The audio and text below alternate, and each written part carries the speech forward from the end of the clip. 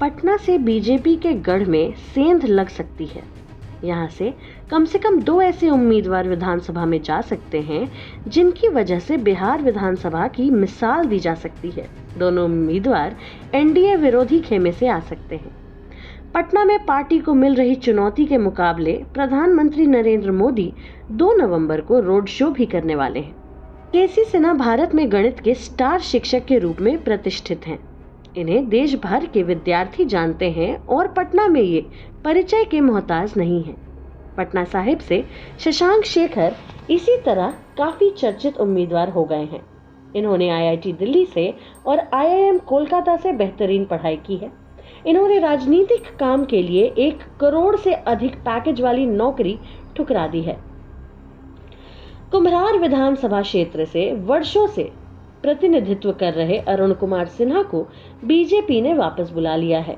इस क्षेत्र के 4 लाख मतदाताओं में से 1 लाख तक मतदाता कायस्थ जाति के हैं। कायस्थ उम्मीदवार को हटाकर के वैश्य बनिया उम्मीदवार संजय गुप्ता को उतारा गया है। इस वजह से इस क्षेत्र में और पटना के अन्य विधानसभा क्षेत्र के कायस्थ जाति के लोगों पर असर पड़ा है। धीरे धीरे स्थिति यह बन रही है कि जहां बीजेपी का पटना में बोलबाला था, इस दफा 2 सीट गंवा सकती है। पटना से केसी सिन्हा के पक्ष में नाटकीय स्तर पर मतदाताओं का झुकाव बढ़ता जा रहा है। जन सुराज पार्टी की तरफ इस जातीय समूह का ध्यान इस रूप में भी है कि सबसे ज्यादा कायस्थ जाति उम्मीदवार इसी पार्टी में उतारे हैं। केसी सिन्हा की जीत पक्की बनती जा रही है। अंत तक देखिए। वीडियो पसंद आए तो इसे शेयर भी करते जाइए। ऋतुराज सिन्हा पटना साहिब क्षेत्र में बीजेपी के वैश्य उम्मीदवार संजय गुप्ता के लिए क्षेत्र में गए थे। कायस्थ समागम के बीच से बागी तेवर का खुला प्रदर्शन हुआ और प्रोफेसर केसी सिन्हा पक्ष में नारे लगाए गए। ऋतुराज सिन्हा बीजेपी के राष्ट्रीय सचिव में से एक हैं। इस बात को बहुत सहज रूप से नहीं लिया जा रहा है, बल्कि माना जा रहा है कि यह एक प्रोटेस्ट प्रायोजित था। ऋतुराज सिन्हा के पिता आरके सिन्हा ने बिजनेस का एक बड़ा साम्राज्य बनाया है। एसआईएस नाम से सिक्योरिटी गार्ड से संबंधित इनका व्यवसाय कई देशों में है। ऋतुराज सिन्हा बीजेपी के राष्ट्रीय सचिवों में से एक हैं। ऋतुराज के पिता कायस्थ समाज के आयोजनों को प्रोत्साहित करते रहे हैं।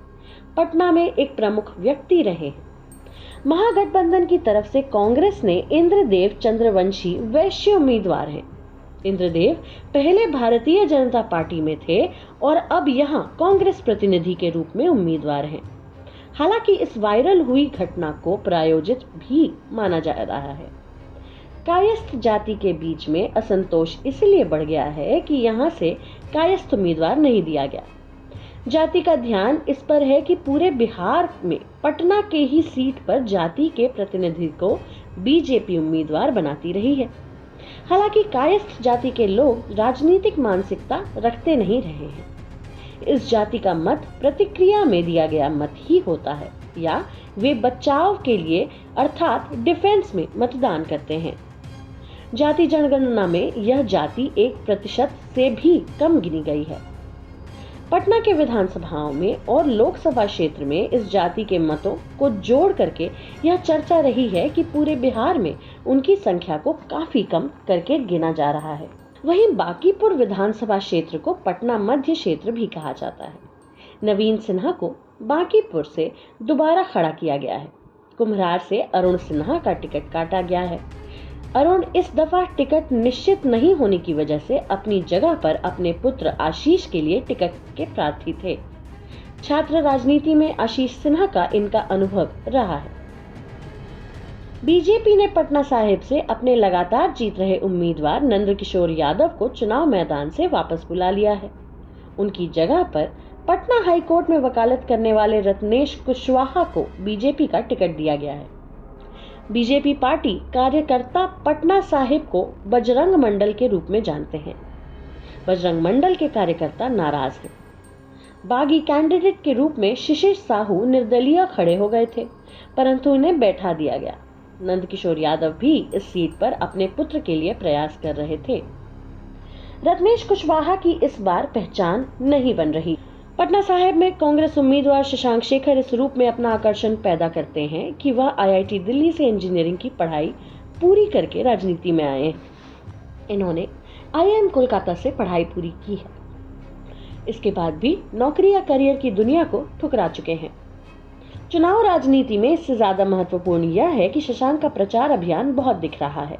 शशांक स्थानीय उम्मीदवार हैं और पटना के सब अर्ब पटना सिटी यानी पटना साहिब में लगातार सक्रिय रहते हैं। नौकरी की जगह राजनीति को उन्होंने अपना मुख्य क्षेत्र बनाया है। खबर है कि 1 करोड़ के सालाना पैकेज की बड़ी नौकरी छोड़कर शशांक राजनीति में आए हैं। इसका असर और चर्चा पूरे राज्य में है।